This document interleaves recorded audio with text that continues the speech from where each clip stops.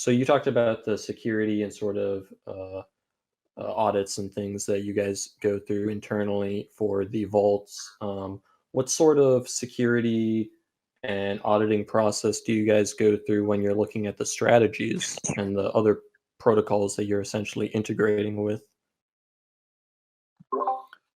Yeah, that's a really good question. And brings up a point that I had forgotten.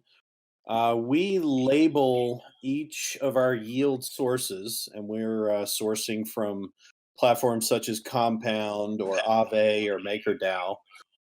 We qualify each of our downstream yield sources as either conservative or aggressive, kind of a liquidity scoring. And that evaluation is both qualitative as well as quantitative. We look at how long has that protocol been in market? Is the team known? Is it audited?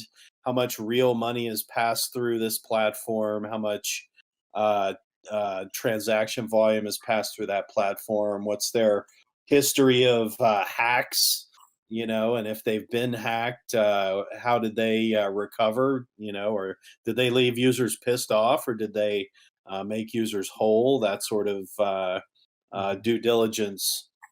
And if it passes the minimum bar, then it qualifies as an aggressive strategy, and that would be a harvest or a yearn.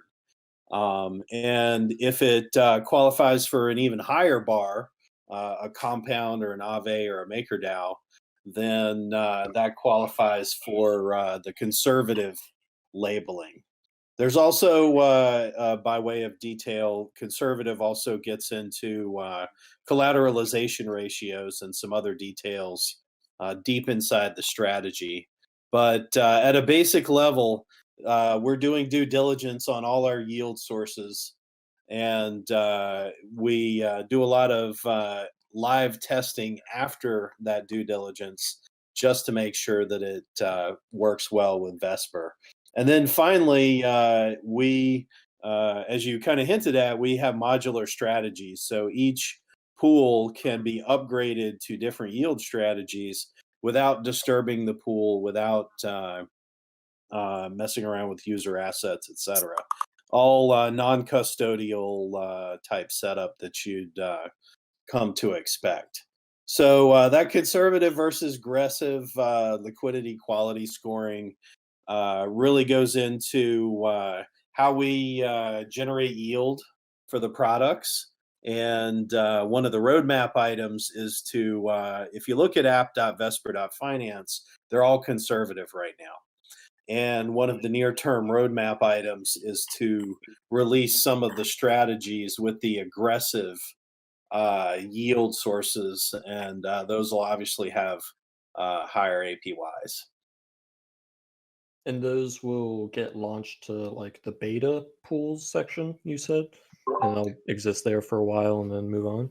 That's exactly right. There's a kind of a staircase, a risk adjusting staircase that we take our code through. There's some off chain testing and back testing, and then there's this sandboxed live mainnet real money testing with the beta pools, and then the final graduation step is the main app. And at each step of the way, we're beating it up, testing it, and making sure that the deployment matches what the source code auditors audited. So, to software engineers, this is a pretty familiar CI/CD pipeline, continuous integration, continuous deployment, but it's a hyper secure crypto version of that. So we've really thought through and professionalized that deployment of new strategies and qualification of yield sources.